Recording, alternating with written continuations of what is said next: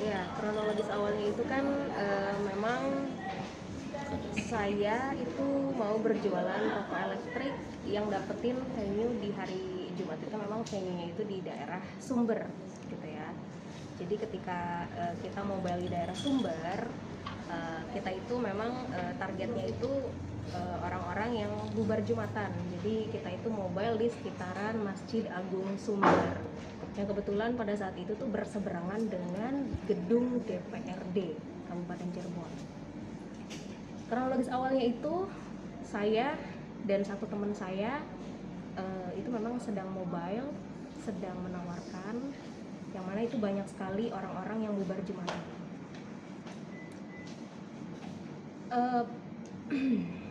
Pelaku itu, si bapak itu berjalan dari jauh gitu ya.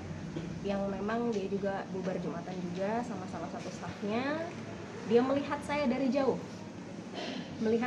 jauh sambil tunjuk-tunjuk seolah-olah kayak itu kamu bawa apa gitu. Karena kan memang saya bawa tas, bawa barang ya.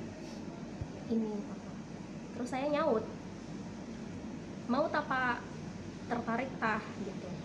Jadi saya akhirnya mendekat dan beliau juga memang seakan-akan ya memanggil, makanya saya mendekati.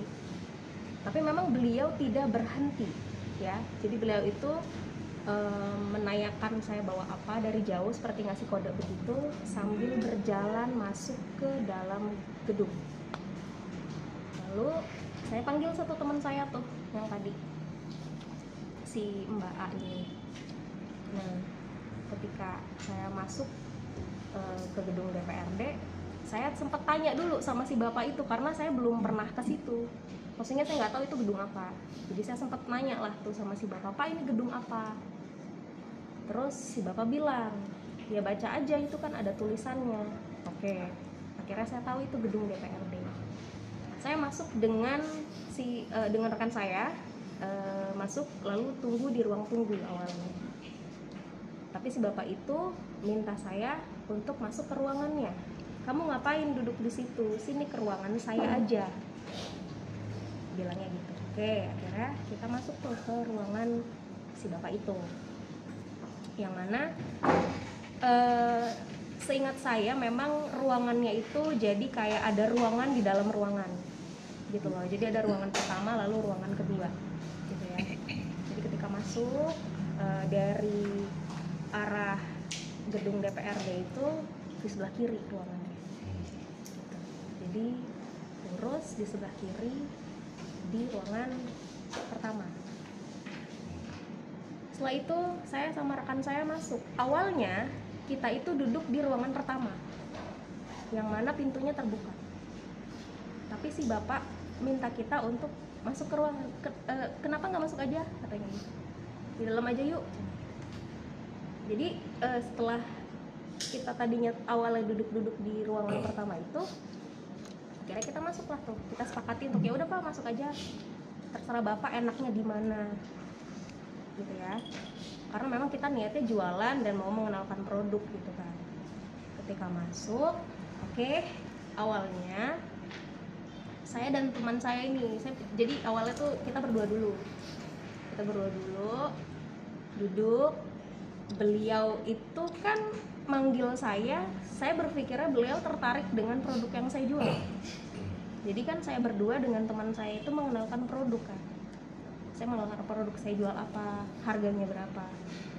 Tapi memang beliau bilang, "Saya nggak ngerokok Mbak." Beliau bilang gitu. Oke. Lalu beliau bilang, "Ini saya tawarin sama teman-teman saya." Oke Pak. Terus saya bilang lah tuh sama si bapak, "Pak, saya punya teman satu lagi.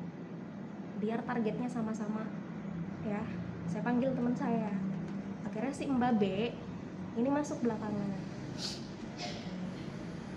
Nah, kita bertiga itu menawarkan produk tuh. Si Mbak B menawarkan produk ke bapak stafnya itu. Si bapak itu yang si pelaku itu bilang lebih karena dia tidak merokok ya, jadi dia tuh lebih bertanya tentang personal. Jadi kita satu-satu ditanya namanya siapa, umurnya berapa, terus masih single atau tidak, udah pernah menikah atau belum. Pertanyaannya seputar itu.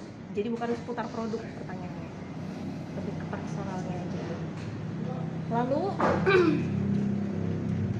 ketika kita sedang bernegosiasi untuk menjual produk, si bapak itu bilang, ya udah gini aja, kalian mau dibayar di mana produknya, mau di saya sebut brandnya nggak apa-apa ya? Oke. Tapi intinya ada beberapa brand tempat karaoke ya, yang mana beliau itu sebut ada sekitar 3 atau 4 brand karaoke yang ada di Cirebon, yang mengarah beliau tuh ngajak mau dibayar di mana, di tempat karaoke yang mana kayak gitu. Oke. Jujur ketika itu memang kita itu sempat menimpali. Ya udah, yang penting kejual deh Pak, Bapak maunya di mana, kita jawab kayak gitu. Yang penting produknya kejual, kata kita gitu ya. Tapi setelah pembicaraan itu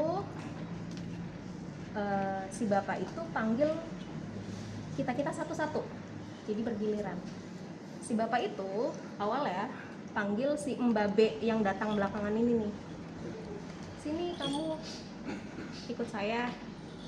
Nah si bapak ini panggil Mbabe untuk masuk ke dalam lorong sekat yang saya ceritakan di thread Twitter itu. Jadi kondisi ruangannya itu memang di ruangan pertama, ketika mau masuk ruangan kedua itu ada bilik loker. Nah di lorong itu si Mbabe ini dipanggil, yang saya nggak tahu mereka ngapain. Oke, pendengaran saya sih apa ya, ada ucapan-ucapan minta nomor telepon lah, tapi saya nggak tahu karena saya duduk aja sama si Mbak A. Lalu setelah kembali mereka berdua, si bapak itu manggil saya, sini kamu, katanya gitu. Oke, saya nggak ada pikiran apa-apa, nggak ada pikiran negatif bakal diapa-apain, karena saya pikir ya dia manggil saya karena ada keperluan mungkin, karena kan itu pintu lorong yang akan keluar ruangan kan. Nah si bapak itu setelah manggil saya ketika berbelok itu sempat apa ya, bisa dibilang dia menggandeng. Lalu dia menarik saya karena saya mengelak. Jadi dia sempat menarik tangan saya agak keras karena ada penolakan dari saya. Ketika saya mengelak, menghindar, dia pegang pinggang saya, jadi seolah meluk gitu loh, biar lebih deket ke badannya gitu. Terus beliau bilang ke saya, to the point, nanya, kamu kalau saya pakai mau dibayar berapa? Dia bilang begitu. Terus